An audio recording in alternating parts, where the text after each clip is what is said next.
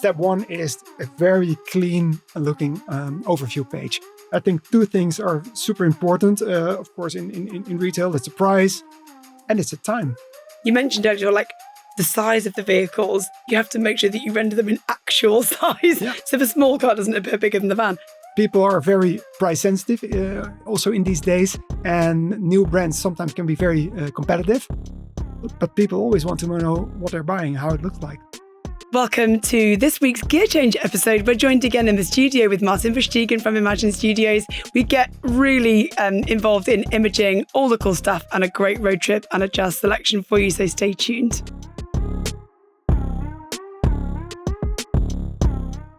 In the main episode, we talked about IMAGIN.studio, how you kind of founded the business. Just quickly refresh on the journey, and then we can talk about the three things that are really powerful and why you need images in the way that we do.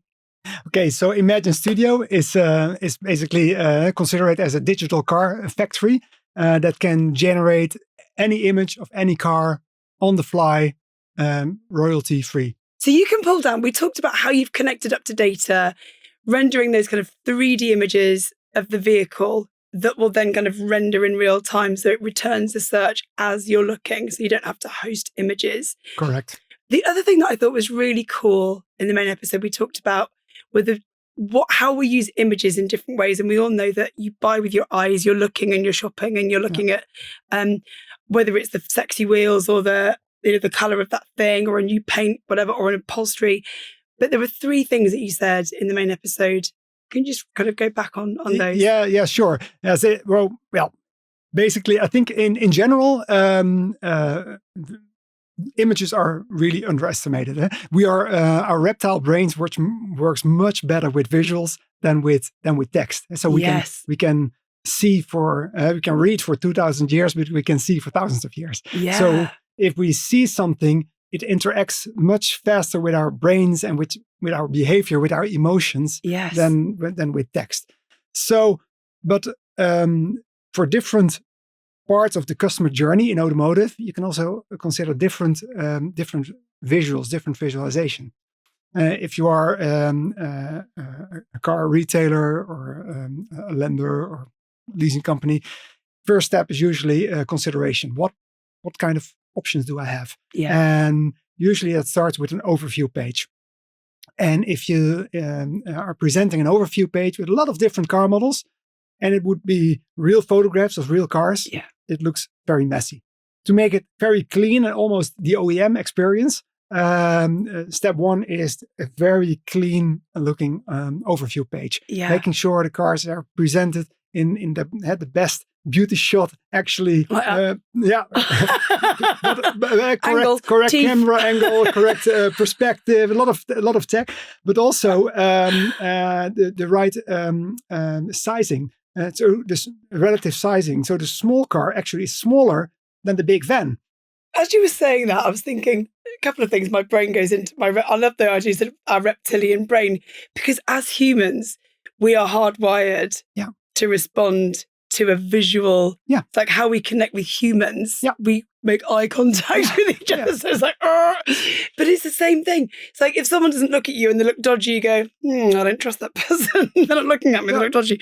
But it's the same as if anyone's ever been on a dating site. I mean, it's dreadful, but you swipe left and right based on you don't read the text. No, well, you look at the picture. But also in the automotive industry, we have wholesale customers. They're professional buyers.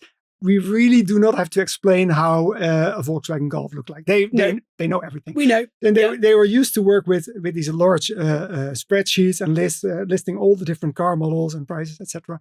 And what we did was just adding an image of that car to the data.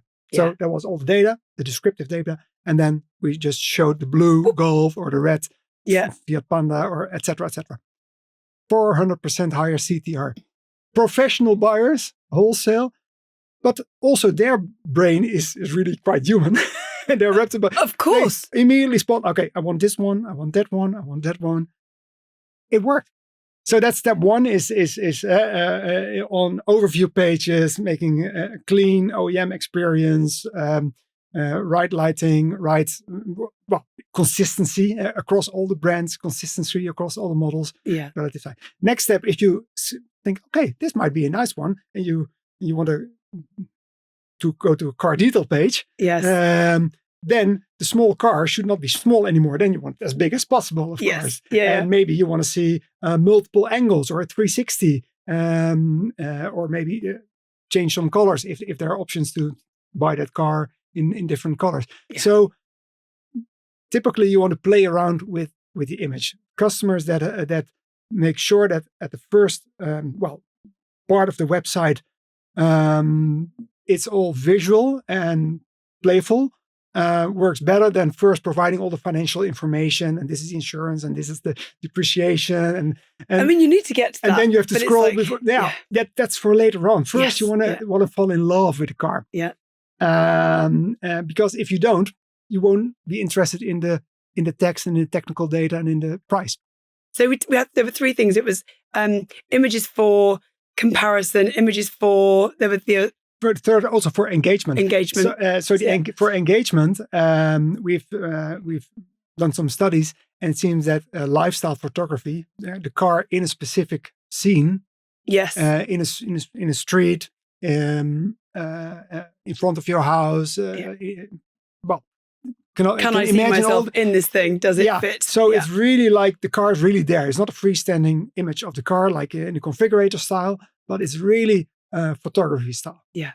And we have been able to create a product that you can call any car as real photography lifestyle shoots.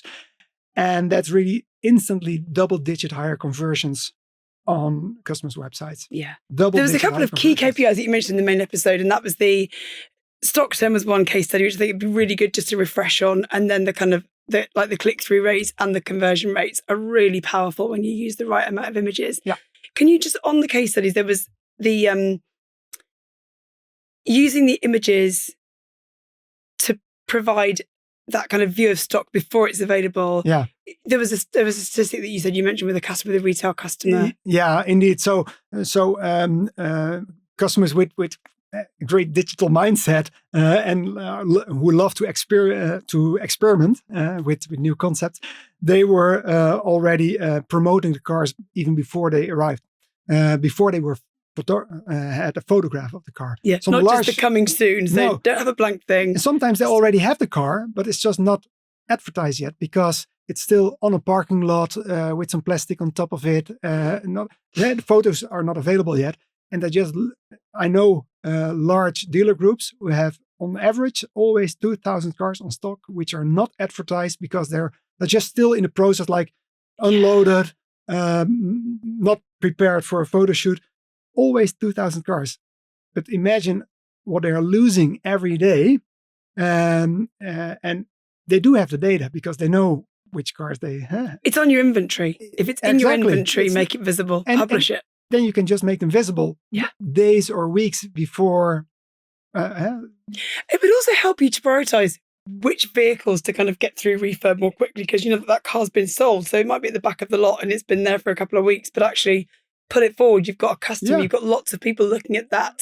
Indeed, or not even sold, but just a lot of people looking at looking at that car. A lot of people searching for that car. So, okay, let's clean that one first. And absolutely. And that's really a massive win because there are, I think, two things are super important. Of course, in retail, it's the price and it's the time. How long does it take to sell a car? If you can sell it two times faster, you just make much more money. Yes. And I think there's a lot of focus on the price, but the turn it takes to sell cars is as important, or maybe even more important. We've seen an explosion of new vehicles coming into the market. There's so much new choice now coming in. Yeah. Has that posed a bigger challenge for you, obviously, with all the new entrants coming in and this explosion of new vehicle choices? Have you seen consumer behavior? Are people browsing more, looking at all this new stuff, or has it kind of led to more confusion? Yeah, this is super important because for the industry, these new cars, people haven't seen them on the road. You need a specific volume in every country before people start to notice a new new car model. Yeah. And if there are new cars from China or from other countries coming to our market, it's visualization to make sure that people get familiar with the vehicle is actually even more important than with the cars they already know. Yes. Difficulty for the industry is usually that they need imagery from these new car models.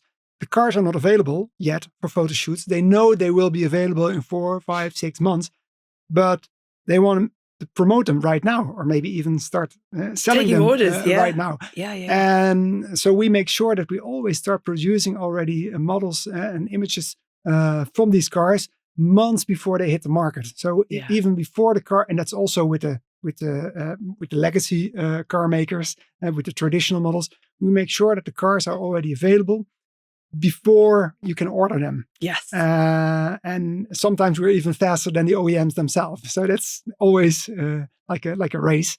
But I think people are very price sensitive also in these days, and new brands sometimes can be very competitive. But people always want to know what they're buying, how it looks like. Yeah, I think that's really important, because also these new models, just like you said, we found on Auto Trader, the 2 most searched for cars were things like Fiesta, BMW 3 Series, or most 3 like Volkswagen Golf, because they are the things that you can compare with. You know how big they are. You know roughly what you get with them. With the newer vehicles, you've got no idea how they compare with everything else that you're already familiar with. So you mentioned earlier, like, the size of the vehicles, you have to make sure that you render them in actual size. Yeah. So the small car doesn't appear bigger than the van. Yeah. So I think that's another really important thing for consumers is, I'm looking at a car, does my life fit in it? How big is it? Because some of the new EVs are much bigger or much smaller than you would expect. Especially if you have never seen them in real life. Yeah, and, sure. But for example, if you go on holiday right now to the Mediterranean, you rent a car, it's 9 out of 10 times it's a Chinese car. So we see in some countries already many more new car models hitting the road than we sometimes see here in the north of Europe. Yes, but getting familiar with these new models, of course, is super important, and it starts with a visual, start with an image, with a photo. Yeah.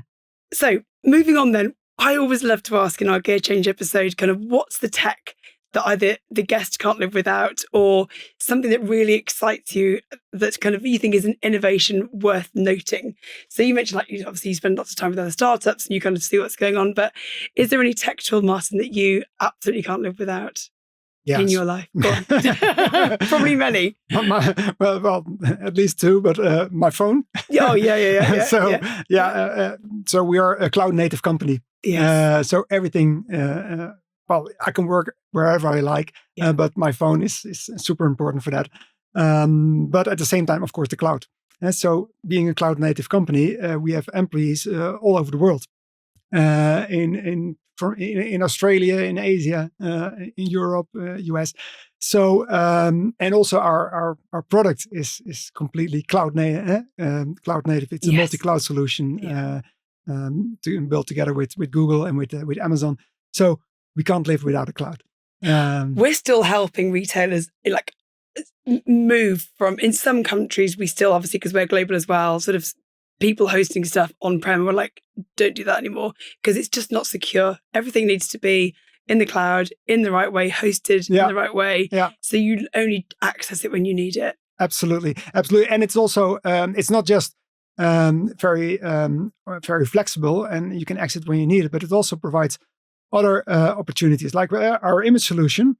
A lot of companies all over the world are using our solution, but they're also reviewing all our content. If one client gives feedback like, hey, if you change this, it would be a little bit better, then it's automatically changed for all our clients. So without even noticing, we are upgrading constantly the content all the time. Yeah. And also, if we are upgrading to a new version of our images, like every couple of years, every 1 or 2 years, we are going to a new version. Everything looks better. We just flip a switch, and all the websites have the new content. They don't have to worry about it. Yeah.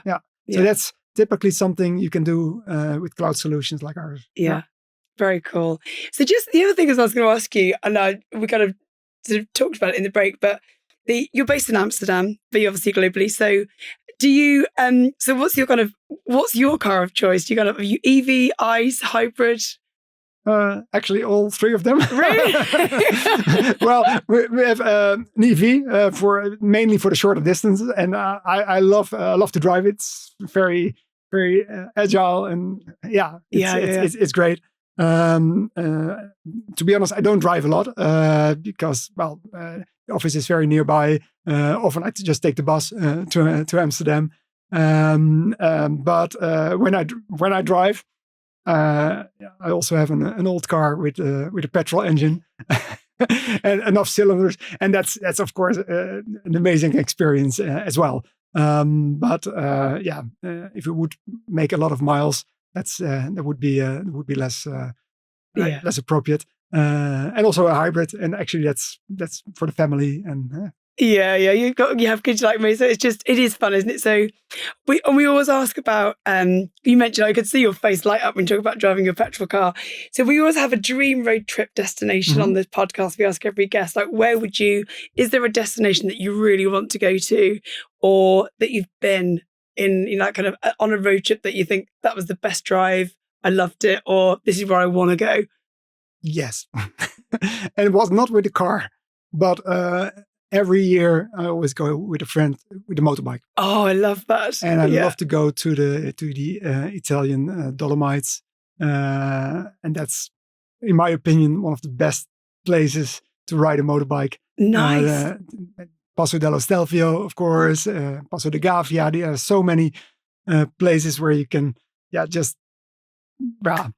Now, on a bike, I can't imagine you'd be listening to music, but if you were in a car, and obviously for those that don't know you, we're both musicians. I sing jazz, you play sax, and we really must get a gig. At some point. We've talked about this for about a year, but I'm like, we need to get it done. We need to sort it out.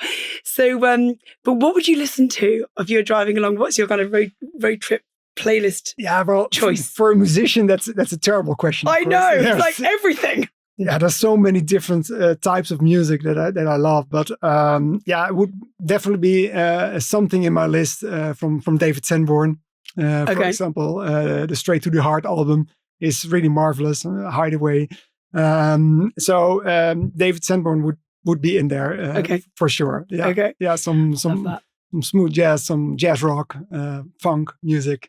So, Martin, again, just to wrapping up, any final words of wisdom for any kind of potential entrepreneurs out there that we can leave them with on the gear change? Yeah, it's always good to stay very close to your passion. I think that's important, whether it is your hobby or your, like for me, also with music, but also for work. If you really do what you like, you never have to work again. And so stay very close to your passion. I think that's the most important. Martin, thank you again so much for staying with me for the Gear Change episode, and actually for flying in for this. I know you've flown in specifically to come and do this interview with me, and I'm really grateful for your time. With pleasure. So it's been great. And then hopefully in 2026 we can get that gig sorted out. For sure. Yeah, we have to be on stage together. We need to do that. Thanks again, Martin, for staying with me for that Gear Change episode. That was fantastic, and I hope you enjoyed it as much as I did. I think the key takeaways for me are how you can use imaging in so many different ways to drive up those KPIs of how you're selling your vehicles. So if you have a website, and hopefully you will if you're a retailer, you should be optimizing all of those images, move the text further down and just put the image as the star, because that's what people are really looking for. So thanks again, Martin, and I hope you enjoyed that episode. Don't forget, if you're watching us on YouTube, to give us a like, follow and subscribe. You'll never miss an episode of the Drive Time podcast.